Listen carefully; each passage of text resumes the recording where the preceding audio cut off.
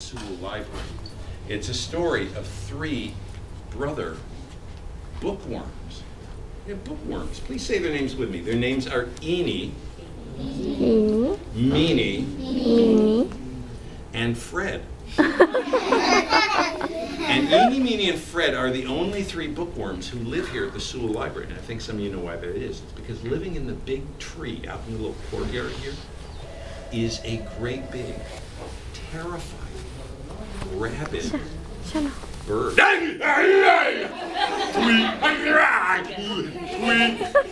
Yeah.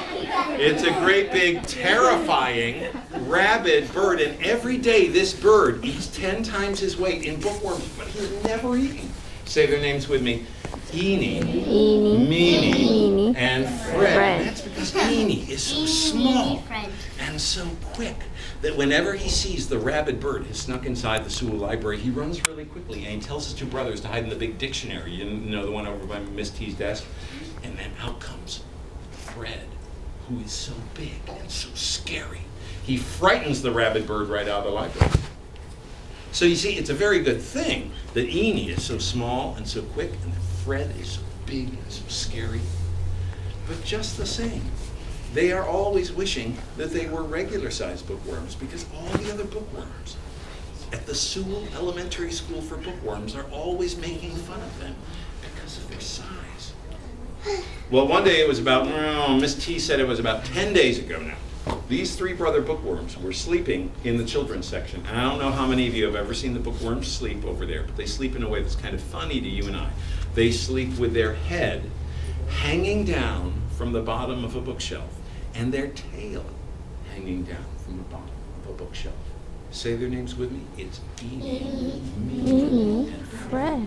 And that night as they slept, they dreamt. And as they dreamt, a very magical thing happened, because the Sewell Library is a really magical place. Those three brother bookworms all became exactly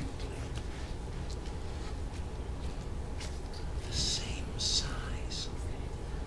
Say their names with me. It's Eenie, Meanie, and Fred. Well, this could not have happened at a worse time, because just then, that rabid bird snuck into the library looking for a midnight snack. He pulled them off the bookshelf. Hey, wait a minute.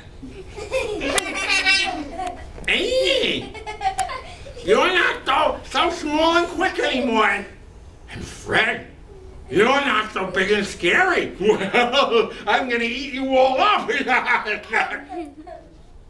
Tweet. But first, I'm going to go back to my nest. I'm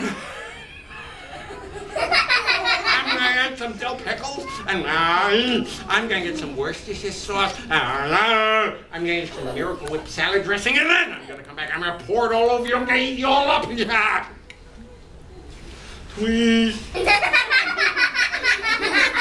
Well, that rabid bird hippity-hopped away. Of course, he hippity-hopped. He was a rabid bird. And Eenie, Meanie, and Fred had to think of something. They had to think of it quickly. And they thought to themselves, well, we're in the library. Let's call out to the children's librarian for help. So they called out, Miss T! Miss T! Could you all do that with me? Miss T! Miss T! Sure, because when you're in the library and you need help, well, of a very different kind. Maybe you want help finding a magic book on the shelves over at the children's section. Maybe you want to find some folk tales from around the world over in the children's section. You could ask Miss T. She could help you find something you want to read. But she couldn't help Eenie, Meanie, and Fred. It was the middle of the night. She doesn't sleep here, so they had to solve their own problems. This is what they decided to do. Two of the brother worms tied themselves into a knot like this. And then the other brother worm tied himself to them like so. And then they did a really clever thing. they went over to Miss T's desk and they got out some Post-it notes, and they hid these knots behind the Post-it notes so that they looked kind of like one great big, terrifying bookworm. Well, just then, the rabid bird returned. He pulled them off the bookshelf. Hey,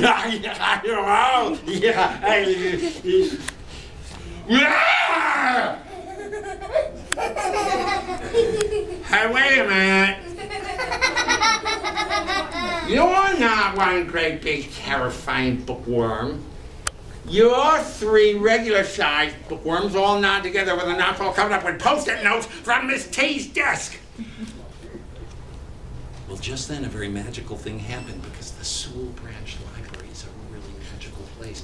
Those three brother bookworms turned into one great big terrifying bookworm, and they frightened the rabid bird away. Ah! He flew into the wall of the children's section after the show. We're going to go there. We're going to pick out some books, and I'm going to show you the spot where he hit. There are still feathers stuck to the wall.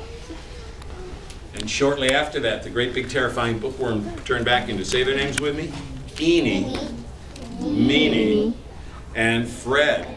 And you know, from that day to this, Eenie and Fred have never wished that they were regular-sized bookworms.